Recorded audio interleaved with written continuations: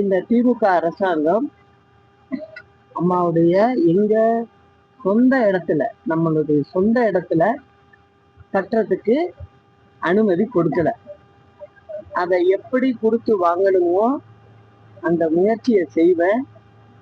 அப்படி அவங்க அம்மாவுக்கு இடம் கொடுக்க மறுத்தால் 26ஆம் ஆண்டு நிச்சயமா தமிழ்நாடு மக்கள் அம்மாவுடைய ஆட்சியை இவங்க வழியா கொண்டு வருவாங்க.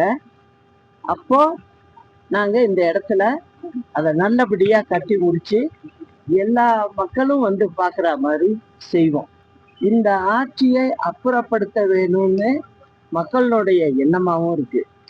காரணம், எல்லா விதத்திலையும் வரின்னு சொல்லி வசூல் பண்றத மட்டுமே முனைப்பா கொண்டு இருக்காங்க. மக்களுடைய கையிலேருந்து பணத்தை வாங்கினா அரசாங்கம் எல்லாம் செய்ய பார்க்குது. அரசாங்கத்திலேருந்து மக்களுக்கு எதுவுமே கிடைக்காம இருக்கு. அந்த நிலை மாறணும்னா அம்மாவினுடைய ஆட்சி அது மக்கள் ஆட்சியா இருக்கும்.